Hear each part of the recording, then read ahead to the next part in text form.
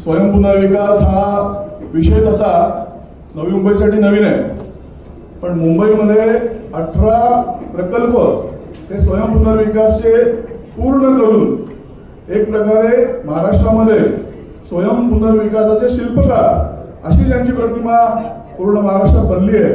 असे प्रवीणजी दरेकर आपल्यामध्ये आज उपस्थित आहेत। एकदा सगळ्यांनी जोरदार टाळ्या वाजवून त्यांचं आपण स्वागत केलं पाहिजे,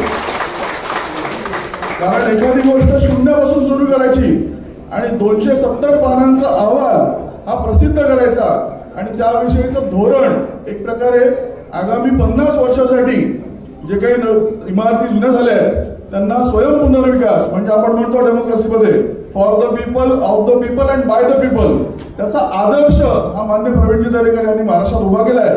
आणि मला वाटतं भाऊ, आपण आज इथे आपली उपस्थिती म्हणजे नवी मुंबईमध्ये स्वयं पुनर्विकासाची मुहूर्तमेढ असा हा आजचा 8 नोव्हेंबरचा दिवस आपण सगळ्यांनी लक्षात ठेवला पाहिजे। आणि नवी मुंबईची जनता ही सुशिक्षित आहे, समजदार आहे, आपसामध्ये सोसायट्यांमध्ये बऱ्यापैकी समन्वय ठेवून चालणारे सगळे लोक आहेत। त्यामुळे स्वयं पुनर्विकास करण्यासाठी जे समन्वय हा एक महत्वाचा भाग आहे तो निश्चित इथल्या गृहनिर्माण संस्थांमध्ये आपल्याला पाहायला मिळतो। आणि मला वाटतं नवी मुंबई कोऑपरेटिव्ह हाऊसिंग फेडरेशनच्या माध्यमातून निश्चितच आगामी काळामध्ये या स्वयं पुनर्विकासामध्ये आपल्याला जे काही मार्गदर्शन हवं आहे ते मार्गदर्शन देण्यासाठी सुद्धा आमचं फेडरेशन सज्ज होत आहे।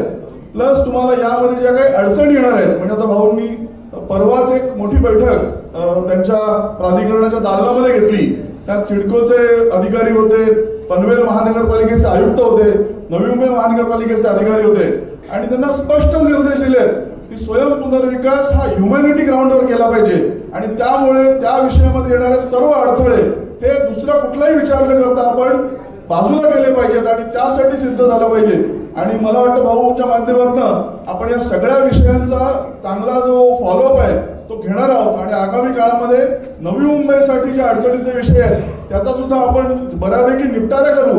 आणि नवी मुंबईमध्ये जसं या 2 सोसायट्या आता स्वयं पुनर्विकासाच्या मार्गाला लागलेल्या आहेत त्या पद्धतीने अनेक सोसायट्या विचार करायला लागतील आणि त्यामध्ये फेडरेशनचा एक मोठा मार्गदर्शनाचा भाग राहील असं मी आपल्याला ग्वाही देतो।